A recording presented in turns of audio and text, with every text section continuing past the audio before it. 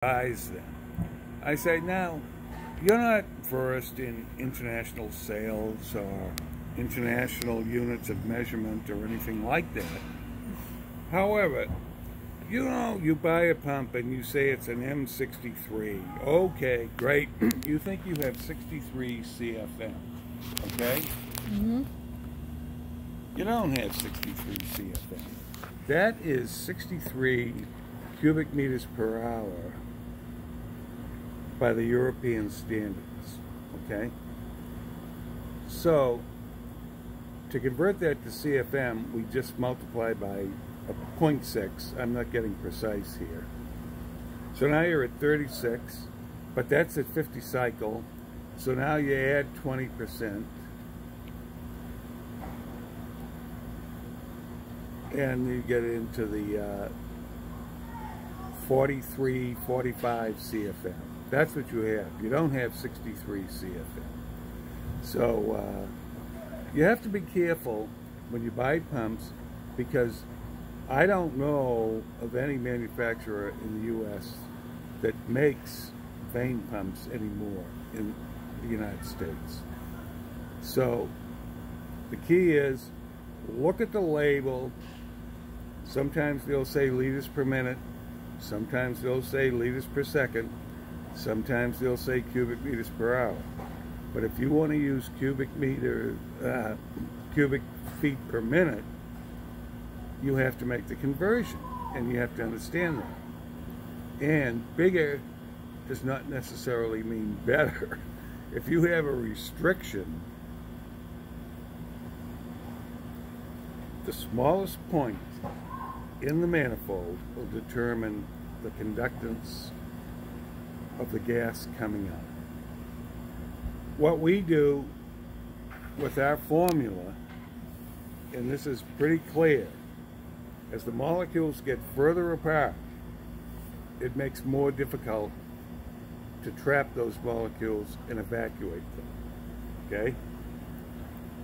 So, we have a formula, 2.3 times the log over P1 over P2 with a service factor, okay? From atmosphere to 10 torr, the service factor is 1.2. From 10 torr to 1 torr, it's 1.3. From 1 torr to 10 microns, it's 1.4. So that will give you an idea of how far the molecules have expanded as the pressure goes down, and makes it more difficult. The pumping speed slows down the further you get in vacuum. Is that where the pumping speed curve would come into play? Of course. Everybody sees the pumping speed curve.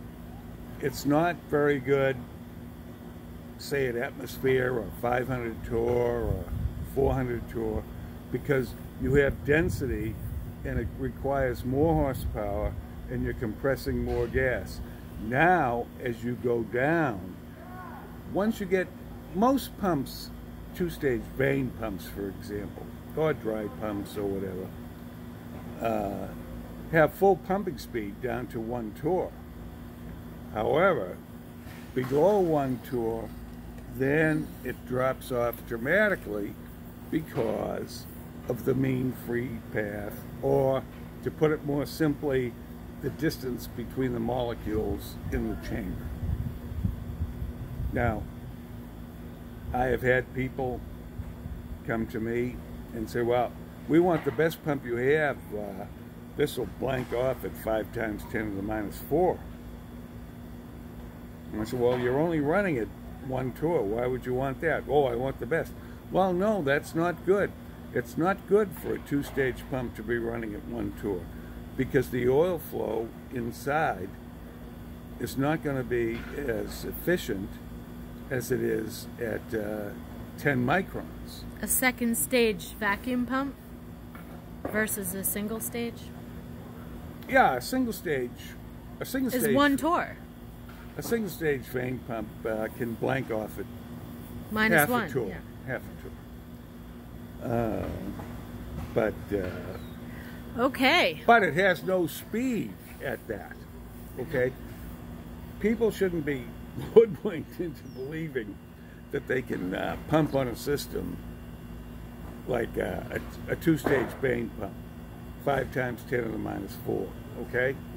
That's a blank off. That's pumping nothing. That's it blanking off the inlet and taking a partial pressure reading at the inlet. Okay? Well, no one buys a pump to pump nothing.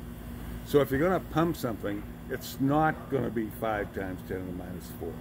It might be, at best, 3 times 10 to the minus 1, something